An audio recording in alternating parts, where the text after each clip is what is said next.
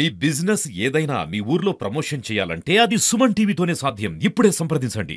భద్రాచలం ఈ బ్రిడ్జి నేటికి 60 సంవత్సరాలు పూర్తయినాయి.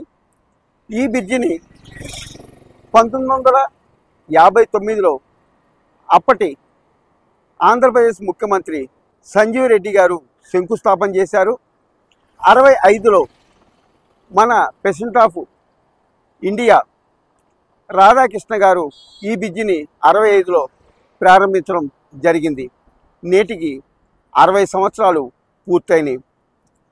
అయితే ఈ బ్రిడ్జి భద్రాచలానికి, ఛత్తీస్గఢ్, ఒరిస్సా, అలాగే ఆంధ్ర, తెలంగాణ 4 రాష్ట్రాలకు కూడా ఈ బ్రిడ్జి వారధైతే.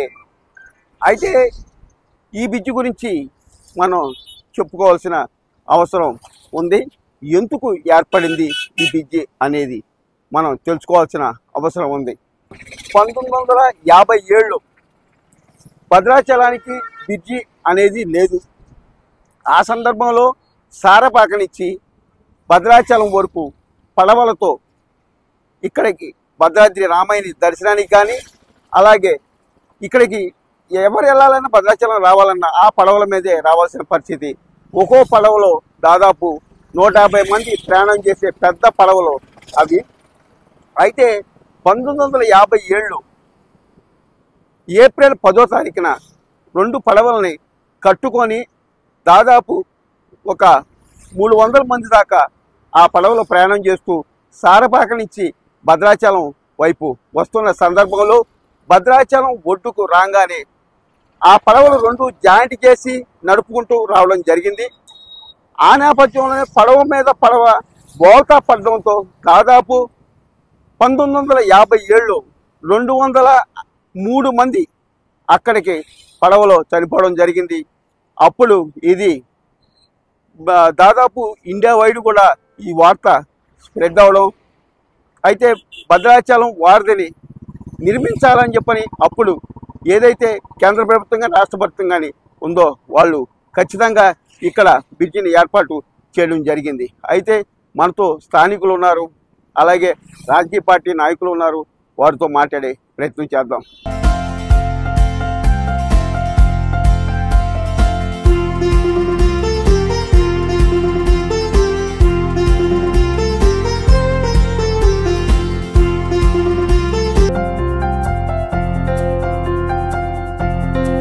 భద్రాచలం స్థానికులు, అలాగే భగవాన్ స్వీట్ అధినేత, భగవాన్ సూపర్ మార్కెట్ ఆపరేటర్ అనేటువంటి శంకర్ గారు మన దగ్గర ఉన్నారు. వారితో మాట్లాడుతున్నారు. సార్ చెప్పండి, ఇప్పుడు బ్రిడ్జి ఏర్పడి దాదాపు 60 సంవత్సరాలు పూర్తి చేసుకున్నారు.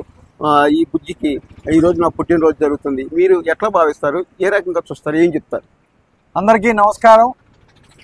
మన రాకపోకలకి సంబంధించి ఎక్కడైనా చిన్న కాలం ఉంటే అది ఒక రోడ్డు కావాలని మనం చాలాసార్లు ప్రయత్నం చేస్తాం. అలాగే భద్రాచలంలో ఈ బ్రిడ్జి రావడానికి ముఖ్యమైన కారణం కాస్త లేటుగా వచ్చేదేమో 1957 ఏప్రిల్ 10వ తారీఖు నాడు ఇక్కడ యాత్రికులటు మన ఆ రోజుల్లో బూరగంపాడు నుంచి మనకి రేవు ఉండేది. ఆ రేవు నుండి భద్రాచలం సీతారామచంద్ర స్వామి దగ్గరికి రావడం కోసం ఆ పడవల మీద వచ్చేవాడు. ఆ 2 పడవలు కలిపి ఇలా కట్టడం వల్ల ఆ 2 పడవలు బోల్తా పడి 203 మంది చనిపోయారు. ఆ చనిపోయిన తర్వాత దీనికి సంబంధించి 1959లో దీని మీద స్టార్ట్ చేసి 57లో సంఘటన జరిగింది. 59లో స్టార్ట్ చేశారు. 65లో దీన్ని నిర్మించారు. దీన్ని నిర్మించిన తర్వాత ఈ డివిజన్కి ఒక తలమానికంగా ఈ బ్రిడ్జి ఉంది.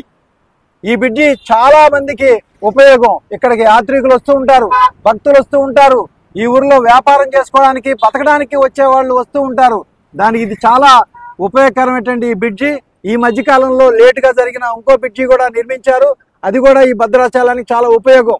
ఈ బ్రిడ్జీలు కాపాడుకోవటంలో మనం కూడా వ్యక్తులుగా, ఒక భారతీయ పౌరుడిగా మనకు కూడా బాధ్యత ఉంటుంది. ఎక్కడ పడితే అక్కడ ఏది పెడితే అది పడేయటం, లేకపోతే శుభ్రంగా ఉంచుకోకపోవడం, మందు తాగి బాటిల్స్ పడేయటం, లేదు ట్రాఫిక్ బాగా ఉన్నప్పుడు అక్కడ ఇక్కడ ఆగటము, స్పీడ్గా వెళ్ళటము, ఇలాంటి కార్యక్రమాలు చేయకుండా ఎందుకోసం పుట్టిందో ఈ బ్రిడ్జి. ఆ రోజుల్లో భారత ప్రభుత్వం దీన్ని నిర్మించింది.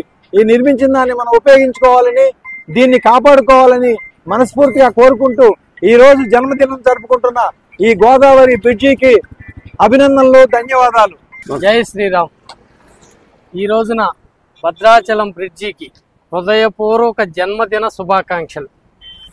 1965 జూలై 13వ తారీఖున ఆనాటి ప్రధానమంత్రిగా ఉన్నట్టు ఇండియా అధ్యక్షులైనటువంటి ప్రెసిడెంట్ గారు అయినటువంటి రాధాకృష్ణన్ గారి చేతుల మీదుగా ఓపెనింగ్ జరిగింది. అయితే ఇందులో ఒక విషయం చెప్పుకోవాలి. 1957లో భద్రాచలము రావాలి అంటే అప్పుడు ఈ వారధి లేనటువంటి పరిస్థితి. అప్పుడు భక్తులు కానివ్వండి, అట్లాగే ఆ ఛత్తీస్గఢ్ మరి ఒరిస్సా ప్రాంతాలకు వెళ్ళేటువంటి వాళ్ళు ఉమ్మడి ఆంధ్రప్రదేశ్గా ఉండేది మంది. అప్పుడు వెళ్ళటానికి వచ్చిన రాకపోకలు కానీ రామచంద్ర మహాప్రభు కాడికి దర్శనానికి వచ్చినటువంటి భక్తులు మరి ఇక్కడ ఈ వారధి లేకపోవడం వల్ల పడవలలో వెళ్తూ సుమారుగా 210 మంది ఇక్కడ ఆ నీటి మునగటం అత్యంత బాధాకరంగా భావించి ఆనాడు ఉమ్మడి ఆంధ్రప్రదేశ్ అలాగే కేంద్ర ప్రభుత్వం కూడా దీన్ని సంయుక్తంగా దీని బాధ్యత తీసుకొని 1959లో దీన్ని ఆనాడున్నటువంటి ముఖ్యమంత్రి నీలం సంజీవ్ రెడ్డి గారి సారథ్యంలో ఇక్కడ శంకుస్థాపన చేసుకోవడం, అలాగే 1965లో జూలై 13వ తారీఖున మరి ఇండియా అధ్యక్షులైనటువంటి రాధాకృష్ణన్ గారి చేతుల మీదుగా అంటే ఈ రోజున వారి దాన్ని పునర్నిర్మాణం చేసుకోవడం జరిగింది. దీనికి కారణం చనిపోయిన వారే అని భావించుకున్నా కూడా ఆనాటి నుంచి 60 సంవత్సరాల నుంచి అంటే మేము పుట్టక ముందు నుంచి మా తండ్రులు, మేము, మా పిల్లలు 3 తరాల నుంచి కూడా ఇక్కడికి వచ్చేటువంటి కోటాను కోట్ల మంది రామ భక్తులు ఒరిస్సా, ఛత్తీస్గఢ్, మధ్యప్రదేశ్ ఈ రాష్ట్రాలకు చేరువైనటువంటి ప్రజలు, ఆ ప్రాంతానికి వెళ్లాల్సిన ప్రజలందరికీ కూడా ఈ వారధి భద్రాచలం గోదావరి నది మీద బ్రిడ్జి ఏర్పాటయ్యి ఇప్పటికి 60 సంవత్సరాలు పూర్తయింది. 1957లో ఈ గోదావరి బ్రిడ్జి లేకపోవటం వల్ల ఆనాడు పడవల మీద అవతల ఒడ్డు నుంచి ఇవతల ఒడ్డుకి అంటే గోదావరి దాటి దేవాలయానికి రావాల్సిన పరిస్థితి ఉండేది. అనేక రాష్ట్రాల నుంచి భక్తులు కానివ్వండి, వ్యాపారానికి సంబంధించి కానివ్వండి, ఇక్కడ భద్రాచలంలో పనుండి రావాల్సిన వాళ్ళు కానివ్వండి, ఎవరైనా సరే రావాలంటే ఈ గోదావరి దాటాలి అంటే పడవ మీద దాటాల్సిన పరిస్థితి ఉండేది. ఆనాడు 57లో చాలా పెద్ద ఎత్తున ప్రమాదం జరిగింది. దరిదాపు 203 మంది ప్రజలు చనిపోయారు.